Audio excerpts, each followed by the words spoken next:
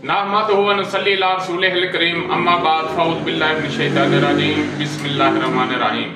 नाज़रीन, मैं हूँ हकीम सैयद इमरान सरवर हाशमी। आज मैं आपको बताता हूँ कि तहज्जुरुल मुफ़स्सल जो है वो क्या होता है। तो इसमें जोड़ जो हैं, जिस्म के छोटे छोटे जोड़ जो हैं, ये पथरा जाते हैं, उंगलियां टेढ़ी हो जाती हैं, उनमें हरकत जो है वो होना मुश्किल हो जाती है। तो ये उजलाती साबी यानी कि ठंडक के ज़्यादा खुश्की सर्दी की वजह से जो है ये मामला बनता है। तो इसको हरारत देने की ज़रूरत होती है।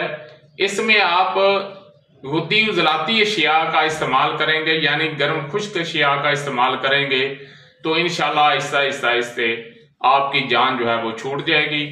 इसमें अजवैन देसी और पुदीने का कावा जो है वो आपके लिए बेहतरीन है।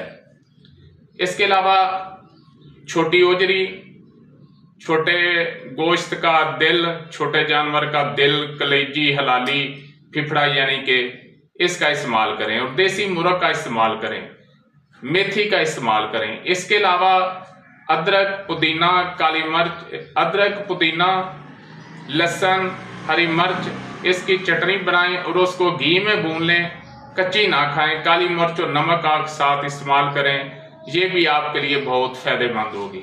वमा अलैना इल्लल बलाग।